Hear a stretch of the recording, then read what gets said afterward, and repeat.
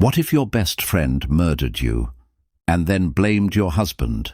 What if the person who drove you home from chemotherapy was the same person who stabbed you 55 times and then walked away with your life insurance money? And what if the justice system believed her lies for years while an innocent man rotted in prison? This is the story of Betsy Faria, Pam Hupp, and one of the most twisted murder cases in American history. A story so unbelievable that NBC turned it into a limited series starring Renee Zellweger. But the real story? It's even more disturbing than fiction. Before we dive in, if you're fascinated by true crime cases that expose the failures of our justice system, make sure to hit that subscribe button and turn on notifications.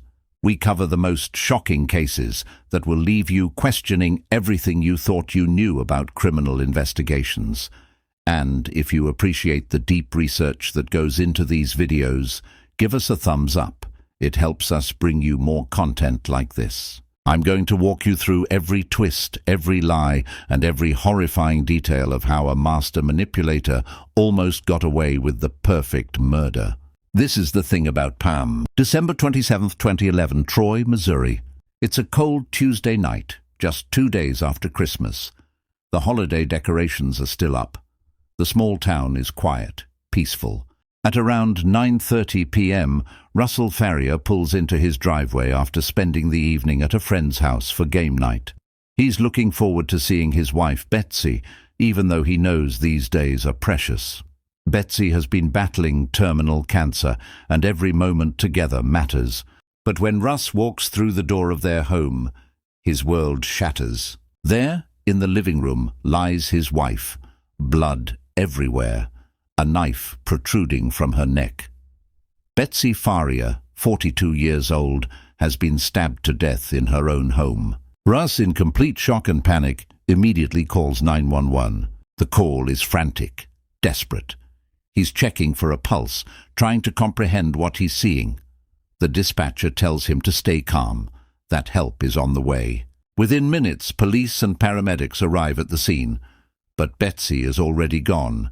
She's been dead for hours. As investigators begin processing the crime scene, they discover something absolutely horrifying. This wasn't a quick killing. This was brutal, savage, personal. Betsy had been stabbed 55 times. 55 times. The attack was so vicious that it suggested rage, hatred, someone who knew her, someone close.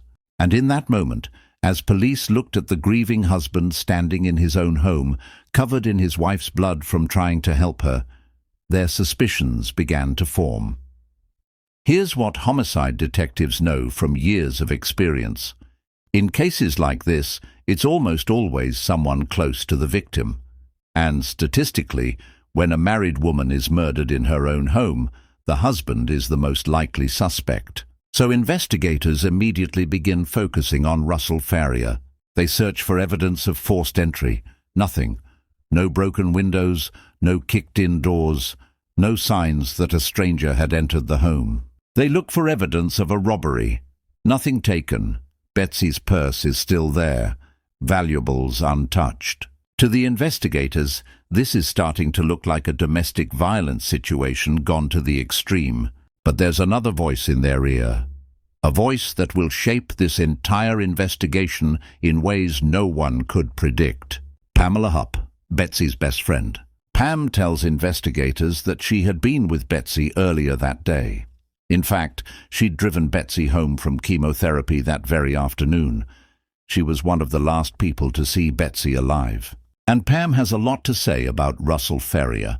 She describes him as angry, volatile, abusive. She hints at financial problems, suggests that Russ was after money. She even mentions life insurance, painting a picture of a greedy, dangerous husband who saw his terminally ill wife as a payday. The investigators listen carefully. This fits their theory. The pieces are coming together.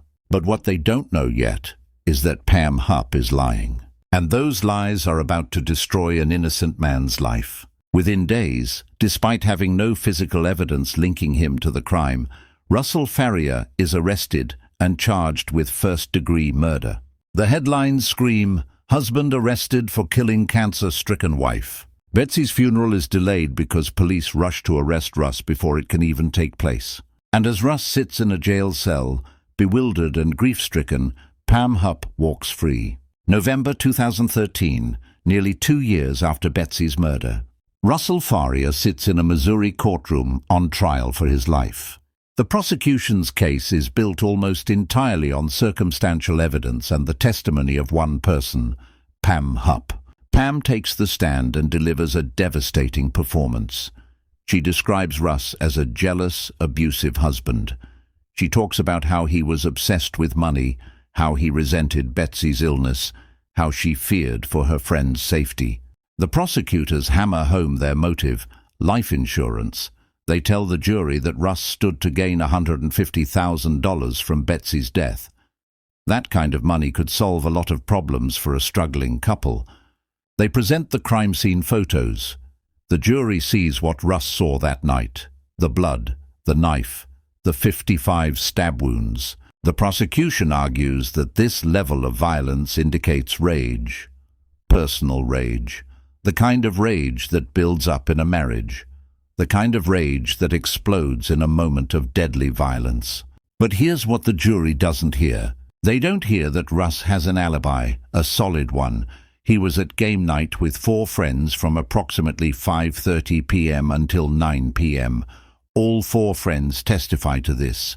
Phone records, receipts, and timestamps back it up. The prosecution's timeline requires Russ to have driven home, murdered his wife in an incredibly brutal fashion, cleaned himself up completely, hidden all evidence, and then discovered the body, all in about 20 minutes. It's virtually impossible. They don't hear that there's no physical evidence linking Russ to the crime. No blood on his clothes except from when he tried to help Betsy. No murder weapon with his fingerprints. No DNA evidence. They don't hear that Betsy's blood was found in Pam Hupp's car, or that Pam changed her story multiple times during police interviews. Most importantly, they don't hear that just 4 days before her death, Betsy changed her life insurance beneficiary from her husband to Pam Hupp. That's right. Pam Hupp, not Russell Faria, stood to gain $150,000 from Betsy's death. The defense tries to present this evidence. They argue that police failed to investigate other suspects, that the investigation was tunnel-visioned from the start. But the judge blocks much of this evidence. The jury never hears the full story. And so, in November 2013, after deliberations, the verdict comes in. Guilty, first-degree murder. Russell Faria is sentenced to life in prison without the possibility of parole. As the sentence is read, Russ and his family are in complete shock. His mother collapses. His sister is screaming. They know he's innocent. They know he was with them at game night when Betsy was killed. But none of that matters now. An innocent man is going to prison for a crime he didn't commit. And the real killer? She's walking out of that courtroom free. Russell Faria refuses to give up. From his prison cell he maintains his innocence. His family refuses to abandon him. They know the truth. They were with him that night. His defense attorneys immediately begin the appeals process. They argue that the trial was fundamentally flawed, that crucial evidence was excluded, that the investigation was botched from the beginning. And as they dig deeper into the case, they uncover more and more troubling details. They discover that Pam Hupp's cell phone records place her near Betsy's house around the time of the murder, contradicting her statements to police. They find out that Pam collected that $150,000 life insurance payout shortly after Betsy's death, and that she never gave any of it to Betsy's daughters, despite promises that the money was meant for them. They learn that Pam's story about the events of that day has changed multiple times. First she said she dropped Betsy off around 7 p.m., then it was 7:30 p.m., then she couldn't remember exactly. They discover that crime scene analysts believe the scene was staged. The knife placement, the blood patterns, the positioning of the body, it all suggests someone tried to make it look like a domestic violence incident. Most disturbing of all, they find out that police never seriously investigated Pam Hupp as a suspect, despite all these red flags. The appeals court reviews the case and reaches a stunning conclusion. The original trial was deeply flawed. The judge had made errors that denied Russell Faria a fair trial. Key evidence had been improperly excluded. In 2015, the appeals court grants Russ a new trial. For the first time in years, there's hope. The retrial takes place later that year.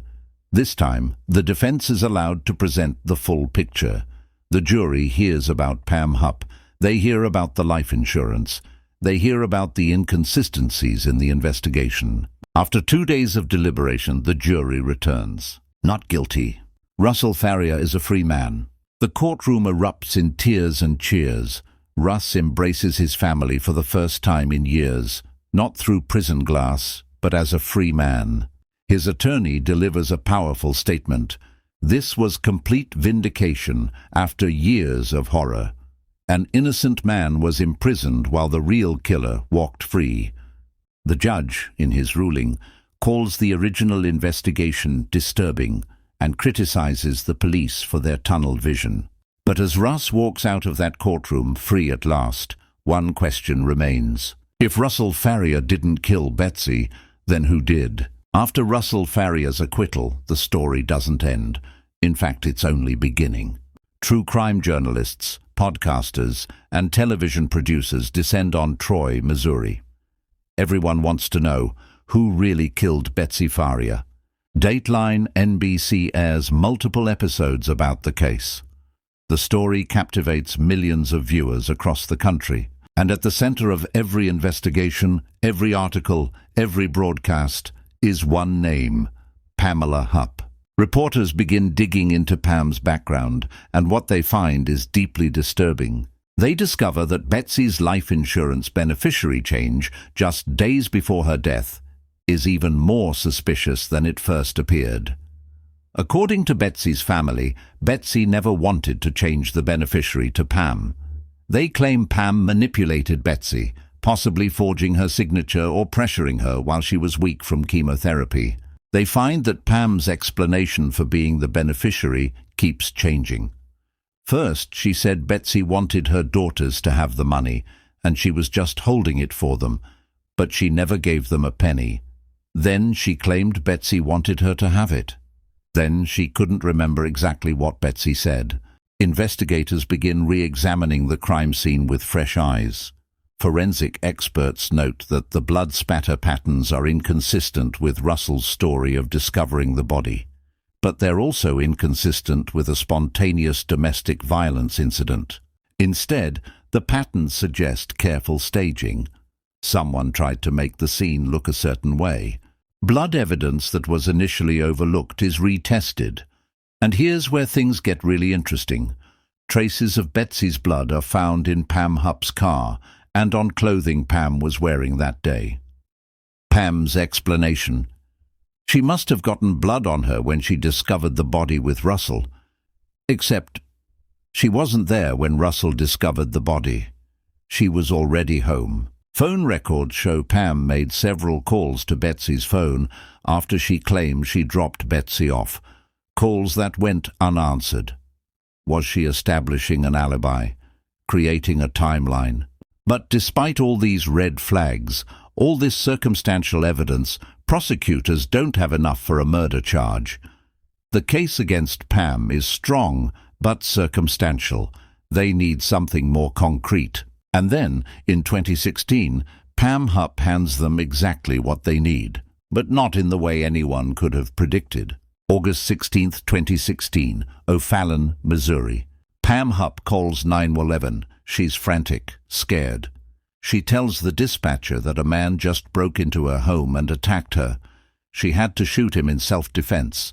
When police arrive at Pam's home, they find a man named Louis Gumpenberger dead on her living room floor. He's been shot 5 times. Pam tells officers that this stranger showed up at her door, forced his way inside, and tried to attack her with a knife. She says he was screaming about Russ's money and that he'd been hired to kill her. She claims this is connected to the Betsy Faria case, that someone, presumably Russell Faria, sent this man to kill her in revenge. But as investigators begin looking into Louis Gumpenberger's background, Nothing makes sense. Louis was a 33-year-old man with severe mental and physical disabilities. He'd suffered a traumatic brain injury in a car accident years earlier and walked with a cane. He lived with his mother. He had no criminal record, no connection to Russell Faria, no reason to want to harm Pam Hupp. And here's where Pam's story completely falls apart. Security footage from a local bank shows Pam withdrawing $900 in cash the day before Louis's death. Why would she need that much cash? Cell phone records show Pam called Louis multiple times in the days leading up to his death. She knew him. This wasn't a random stranger. Witnesses come forward saying they saw Louis getting into Pam's car the day he died. And most damning of all, when police search Louis's pockets, they find a note written in what appears to be shaky handwriting that says something about completing a contract and getting Russ's money. But forensic analysts quickly determine that the note is staged. The handwriting is too shaky, too deliberate. It looks like someone was trying to make it appear as if it was written by someone with tremors or disabilities. The more investigators look, the clearer the picture becomes. Pam Hupp lured Louis Gumpenberger to her home with the promise of money. Probably told him it was a simple job, maybe something about being an actor or helping with a project. When he arrived, she shot him 5 times, planted the fake note, and called 911 claiming self-defense. Why? To reinforce her story from the Betsy Faria case. To make it look like she was a victim, not a perpetrator. To make it seem like Russell Faria was so vengeful that he'd send someone to kill her years after his acquittal. It was an elaborate, twisted plot, and it might have worked. Except Pam underestimated how thoroughly police would investigate. In June 2017, Pam Hupp is charged with first-degree murder in Louis Gumpenberger's death. And suddenly, all those suspicions about Betsy Faria's case come roaring back. With Pam Hupp now charged with Louis Gumpenberger's murder, investigators take a fresh look at Betsy Faria's case with new eyes. And what they see is damning. The pattern of behavior is clear now. Pam Hupp is capable of murder. She's capable of elaborate staging. She's capable of cold, calculated deception. And she has a clear motive for killing Betsy, $150,000 in life insurance money. Prosecutors begin building a new case. They re-interview witnesses. They re-examine evidence. They bring in forensic experts to analyze the crime scene. What emerges is a theory that sends chills down everyone's spine. On December 27, 2011, Pam Hupp didn't just drive Betsy home from chemotherapy. She stayed with Betsy. And at some point that evening, while Betsy was weak and vulnerable from her cancer treatment, Pam attacked her. The 55 stab wounds? That's not rage. That's staging. Pam was trying to make it look like a crime of passion, like something a husband would do in a moment of uncontrolled anger. The knife left in the body. Staging. Making sure investigators would focus on the violence, not the evidence. The lack of defensive wounds in some areas. It suggests Betsy may have been incapacitated or surprised by someone she trusted completely. And after the murder, Pam carefully planted evidence to point toward Russell. She may have even taken some of Betsy's blood with her, which would explain the traces found in her car. Then she went home, cleaned up, and waited. When Russell called 911 after discovering the body, Pam's plan was already in motion. She manipulated the investigation from the start. She fed detectives a narrative of an abusive, greedy husband. She emphasized the life insurance motive, while concealing that she was the actual beneficiary, and it almost worked. Russell Faria spent years in prison for a crime he didn't commit, while Pam collected the insurance money and went on with her life. Until she got greedy, or paranoid, or both. The Louis Gumpenberger murder was supposed to be the final piece of her puzzle, proof that she was a victim, that someone was after her, that the attention on her in the Betsy Faria case was wrong. Instead, it was the mistake that brought everything crashing down. In June 2019, Pam Hupp pleads guilty to Louis Gumpenberger's murder to avoid the death penalty. She's sentenced to life in prison without the possibility of parole. But prosecutors aren't done with her yet. July 2021. Nearly 10 years after Betsy Faria's murder, Lincoln County prosecutors make a historic announcement. Pamela Hupp is being charged with first-degree murder in Betsy Faria's death. The charging documents lay out the entire conspiracy, how Pam manipulated Betsy into changing the life insurance beneficiary, how she staged the crime scene, how she planted evidence to frame Russell, how she lied to investigators for years. The prosecutor makes a stunning admission. The original investigation was flawed. There may have been prosecutorial and police misconduct that led to Russell Faria's wrongful conviction. In other words, the system failed spectacularly. Pam Hupp pleads not guilty to the new charge. As of now, she awaits trial for Betsy's murder while serving her life sentence for Louis Gumpenberger's killing. But even without a conviction yet in Betsy's case, the truth is now undeniable to everyone who's followed this story. Pam Hupp is not the loyal friend she pretended to be. She's a cold-blooded killer who murdered her best friend for money, framed an innocent man, and then killed again to cover her tracks. Russell Faria, meanwhile, is trying to rebuild his life after losing years to a crime he didn't commit. In 2020, he reached a $2 million settlement with the police department and officers involved in his wrongful arrest and conviction. The lawsuit alleged that investigators fabricated evidence and failed to investigate the other obvious suspect. In interviews, Russ has said he's 99% sure Pam Hupp killed his wife. Actually, scratch that. He's 100% sure. Everyone is. "I need closure," he told reporters. "I need Pam to be convicted for this crime, for Betsy, for me, for everyone whose lives she destroyed." Betsy's daughters, who lost their mother and then watched an innocent man go to prison while their mother's killer walked free with their mother's life insurance money, are still waiting for justice. The investigators who got it wrong the first time are now trying to make it right. And Pam Hupp, the woman at the center of it all, sits in prison, her elaborate web of lies finally unraveled. The story of Betsy Faria and Pam Hupp isn't just about one murder or one wrongful conviction. It's a case study in how investigations can go catastrophically wrong. Think about all the failures in this case. Tunnel vision. From the moment they arrived at the scene, investigators decided Russell Faria was guilty. They built their entire case around that assumption and ignored anything that didn't fit, ignoring red flags. Pam Hupp changed her story multiple times. She was the life insurance beneficiary. She had Betsy's blood in her car. Any one of these should have made her a prime suspect. All of them together should have been impossible to ignore. Trusting the wrong person. Pam Hupp manipulated investigators from day one. She fed them a narrative they wanted to believe, and they never questioned whether she might be lying. Excluding exculpatory evidence. The first trial judge kept crucial evidence from the jury, evidence that could have changed the outcome, evidence that could have prevented an innocent man from spending years in prison. Confirmation bias. Once investigators decided Russell was guilty, every piece of evidence was interpreted through that lens. His grief looked like guilt. His alibi was dismissed. The staged crime scene was seen as proof of his rage, not someone else's deception. This case should be required study for every detective, every prosecutor, every judge in America.